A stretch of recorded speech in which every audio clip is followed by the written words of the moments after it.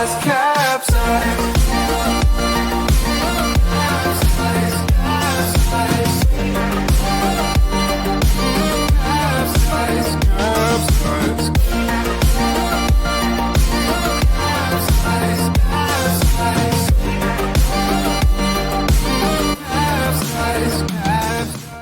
know what is up mga wakapeeps? Anyway, for today's video, samahan nyo ako. First PMS natin si Cream. Kasi pakita ko sa inyo yung kanyang odo. Ayan o, 599 na yung odo niya. So, lumabas na yung oil change indicator niya. So, tara na. Diyan lang naman tayo sa may crossing magpapa-change oil kung saan malapit. Okay. So, let's go. Yes. Anyway, kamusta kayo lahat mga baka peeps?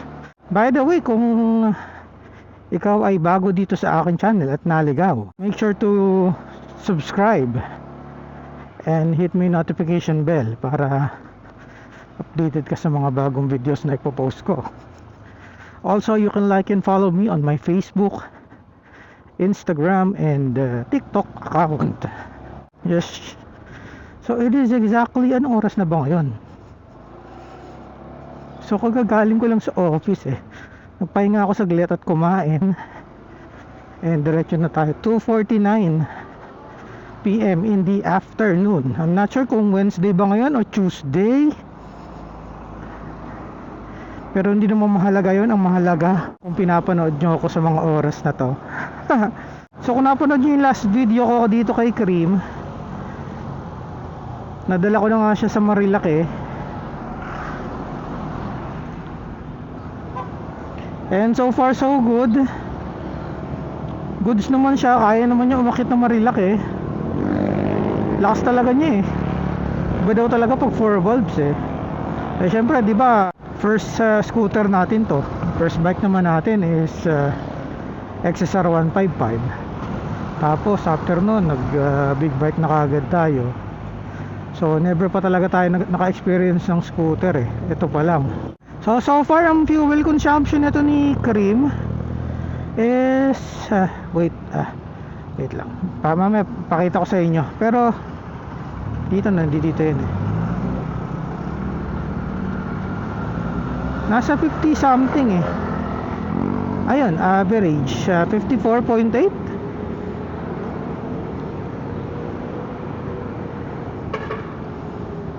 Ayun o, total of 600 kilometers na tayo, sakto.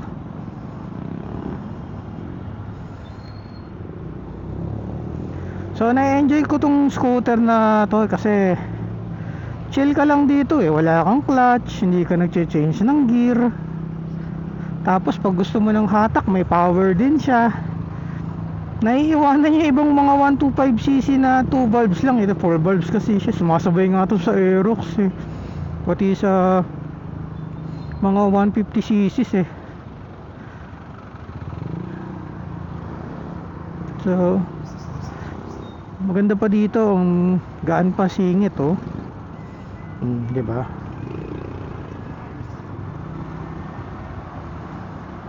So since first time nga natin nang mag-scooter, wala pa rin tayo idea kung magkano yung magagastos natin sa first PMS. Sabi nila mura lang daw eh, kasi change oil lang naman. Pero mamaya malalaman natin. Ayun, 600 na. Yan, 54.8 nga. Grabe, magsa-summer na talaga. So, parang first week o second week pa lang yata ngayon ng March, pero yung init ramdam mo na eh. Alam mo na pa-summer eh.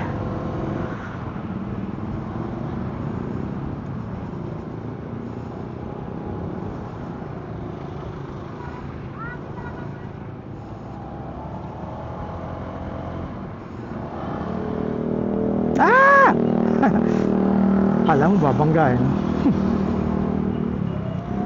Ganda din ang combo brake nito eh. Enough lang yung stopping power niya para sa horsepower niya. So hindi mo na talaga kailangan na mag ABS dito eh. Kasi kung marunong ka naman mag gradual braking, kung aral ka at hindi ka kamote sa pagbe-brake, magugustuhan mo tong combi brake na tong Giorno.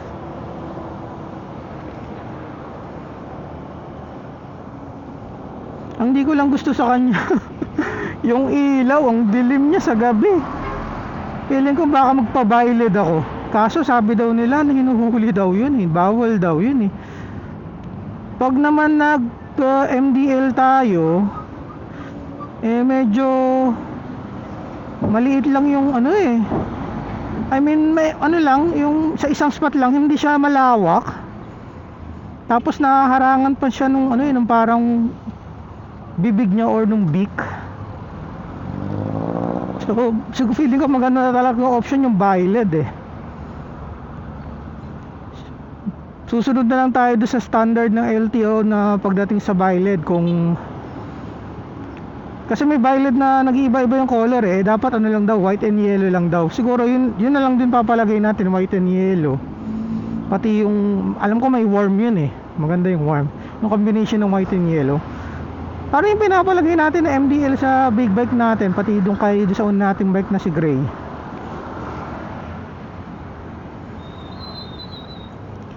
Aba, magkakaroon na dito ng South Supermarket. Naku, lalo magta-traffic dito papuntang crossing. Tabi-tabi na establishment. May South Supermarket, may SM City, tapos may palengke pa dito ng merkado, dito nilipat. Mas lalong matraffic. Anyway, nakalimutan ko ibalita sa inyo na nakuha na natin yung certificate of registration nito ni Krim, kaya nadala natin siya sa Marilaki eh. So thank God. So plaka na lang yung hihintayin natin. Meron naman tong temporary plate, so pwede talaga natin siyang ilayo-layo. 3, 2, 1. Okay, let's go. Laking tulong na idling stop nitong Honda Giorno. Kasi tinitipid niya talaga yung pagkonsumo ng gas eh. Kaya kung wala yun, siguro feeling ko ang lakas nito. Dahil na especially pag ano mo pumiga. Well, kahit naman malakas ka pumiga dito, medyo matipid pa rin naman siya sa gas eh. Since na 125cc lang siya eh. So hindi ko pa alam kung saan yung susunod natin na coffee ride.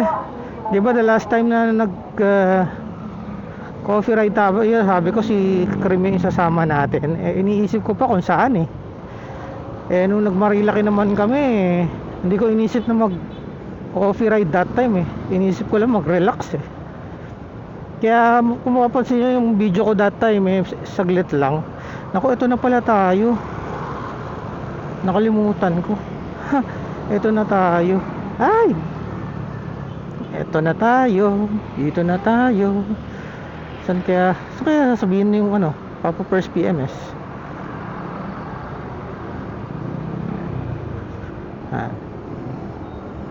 Ito tayo.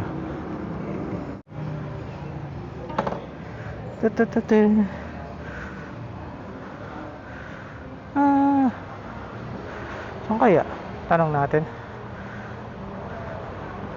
Teka, yung cellphone natin.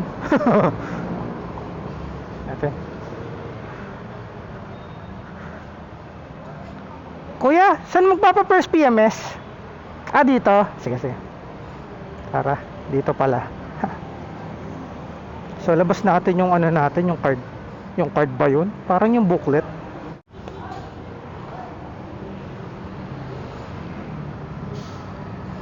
Ang alam ko, change oil lang naman to eh. Labas na natin yung cup.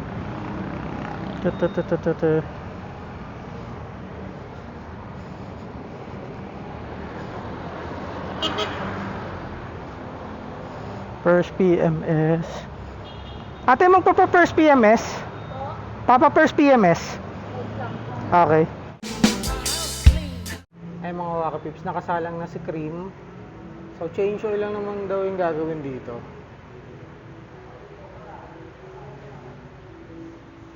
So feeling ko mabilis lang yan eh.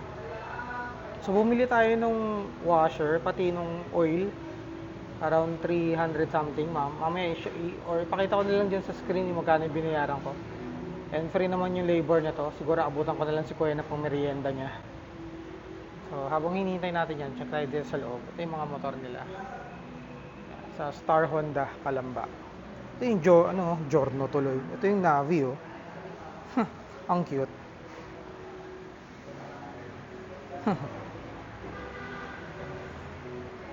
Ito yung ADV. Hindi pa yata ito road sync eh. Hindi, ito na yata yung road sync.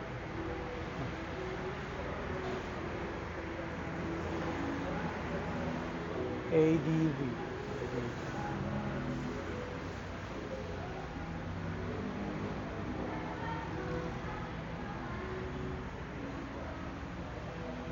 Dami nila ADV dito, no? Ito, parang ang ganda ng color nito.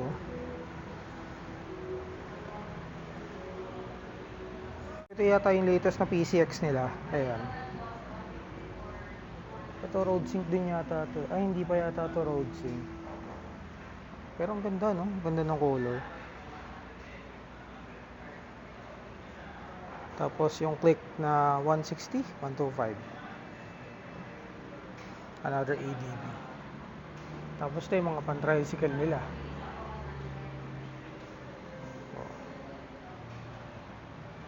Ito. Ang ganda ng color ng ADV na to. Ito, para siyang naggo-golden brown something. Ganda, no?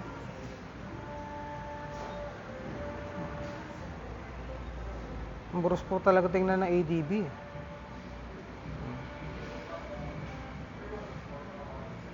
Oo, diba? Ang ganda. Pero maka-classic tayo eh. Kaya nauwi tayo sa ano. Tawa to. Panda Navi. Alam ko carburetor to eh. Oh. Carburetor daw to eh, engine niya. Tapos ito lagayin daw to eh. Compartment.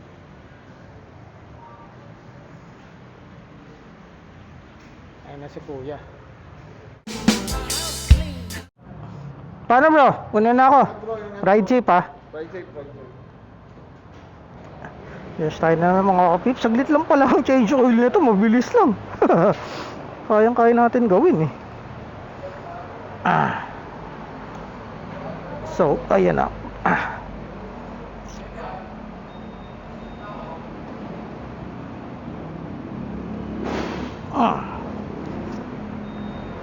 Yosh.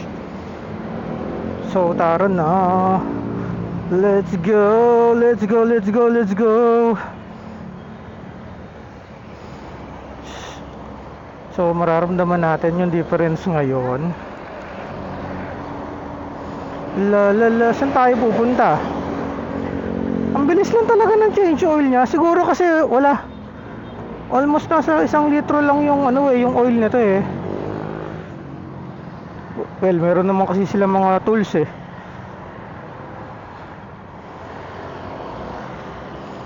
Padaan po. Woo! Excuse me po. Woo! So parang wala pa yatang 500 yung nagastos ko. Tapos may libre pa yung labor. Gawa nung mayroong free booklet. Ay gawa nung mayroong pang free labor pa dun sa booklet. Dalawa pa yata yung free dun. Or total 3, nagamit ko na yung isa. So susunod nating change oil is 1,500 daw kilometers. Feeling ko kaya natin i-change oil to mag-isa eh. Madali lang eh, napanood ko eh. Hindi ko na nga alam binidyohan. Parang every change oil pala papalitan mo yung washer. Kaya kanina pagdating ko doon, sir bili muna kayo ng oil. Pati ng washer. So dito tayo dumaan sa bypass. Ikot tayo sa Turbina tapos bypass. Tapos magkape tayo sa Bypass Road Cafe sa ating paborito. Oh, smooth ng takbo niya ulit ah. Anyway, nung hindi pa naman na-change oil to, smooth na talaga eh.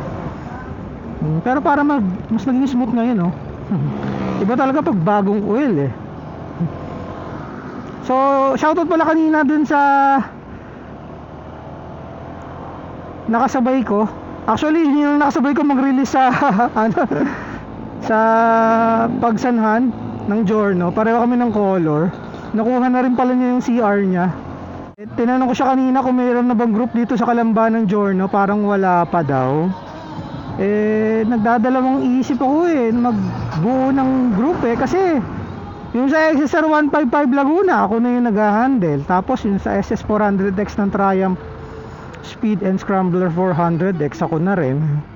So mahirap mag-maintain ng group lalo na pag ngayon busy tayo sa trabaho, diba? Pero malay natin, siguro magsimula tayo sa paunti-unti muna ng mga members, diba? Hanggang sa lumaki.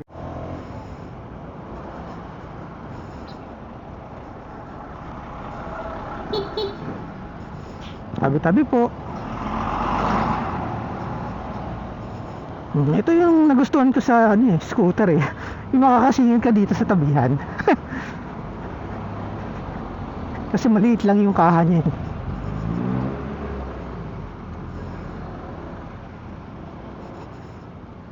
Okay. Uy, ADB. Hello sir. Woohoo!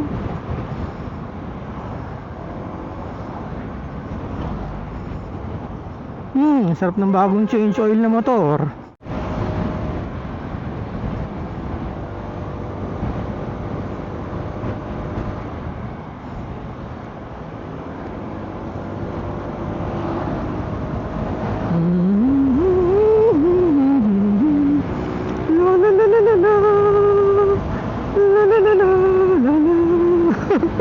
Grabe, sarap gamitin ng Giorno.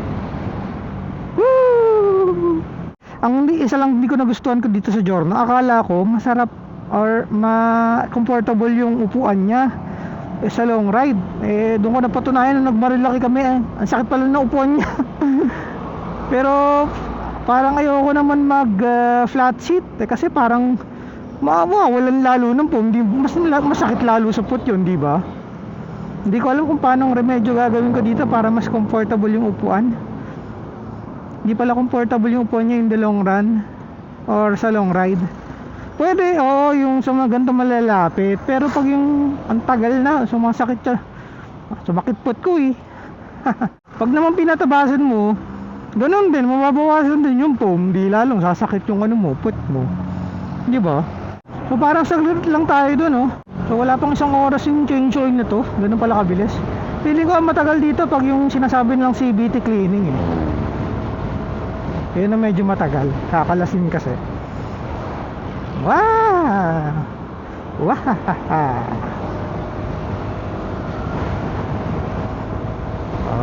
Grabe Hindi siya hirap sa akyat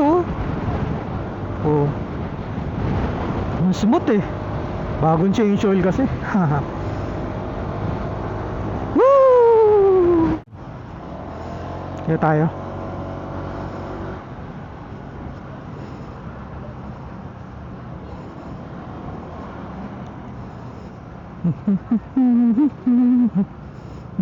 Ayun Go kuya, go.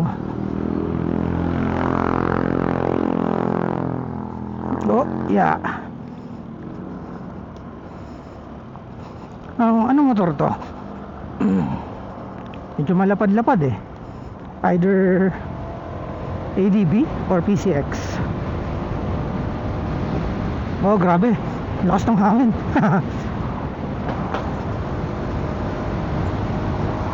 Whee! Wala, ito lang yung downside pag scooter Parang natatangay ka ng hangin pag sobrang lakas ng hangin Kayang-kaya kang isway ng hangin pag sobrang lakas ng hangin sa gaan ng scooter, di ba? By the way mga Wacky Peeps, kinabitan pala natin to ng original na quad lock. Pero for sure napanood nyo naman, di ba, yung video ko dati ng naglagay tayo dito nung knock off ng quad lock, di ba? Kaso hindi ko siya nagustuhan at saka lumuluwag siya Iba pa rin talaga yung quad lock so nag-stick pa rin tayo sa original. Hindi ko naman sinasabing pangit yun, pero if naghanap kayo ng budget friendly na ganitong holder na katulad ng quad lock, pwede na yun. Pero kung gusto niyo talaga ng pang matagalan, so invest na kayo sa ganito, yung sa original na quad lock. May nabilan pala ako nito sa Facebook, sa marketplace. Legit seller siya ng quad lock accessories. So nabili ko siya below siya, SRP siya, mura lang, pero original. Lagay natin yung Facebook page niya dyan sa screen.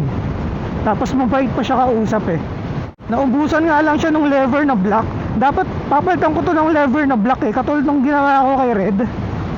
Kaso naubusan daw siya ng stock Sabi ko pag nagkaroon na lang siya, bibili na lang ako ng black. Kasi for me parang napaka-slick pag all black yan Kasi all black tong quad lock, tapos pagdating doon sa lever blue. Pero yung kasi yung signature color ng quad lock black and blue. Ayun, so malapit na tayo dito sa Bypass Road Cafe, ang ating favorite. Tatambay lang tayo dito kasi namimiss ko na yung kape nila. Anyway, since nandito na naman tayo, dito ko na rin tatapusin ang aking video.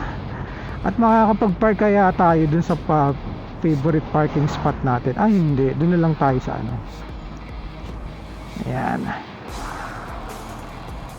Kapeng-kape na ako. Oh yeah. Lipat na lang tayo dun maya. Yes.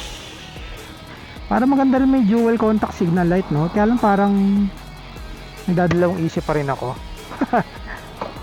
Anyway mga Wacky Peeps, andito na tayo sa Bypass Road Cafe. Dito ko na rin natatapusin ang aking video.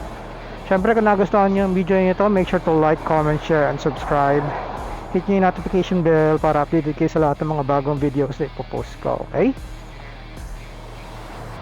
So, shoutout sa Bypass Road Cafe. So, hindi pa kayo nakakabisita dito, punta na kayo dito. Dito lang naman yan sa Bypass Road Cafe. So, kung pupunta kayo ng Pansol, andito yung sa left side nyo, katapat ng Petron. Ayan.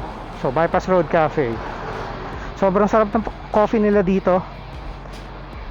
Kung hindi masarap, awayin nyo ako.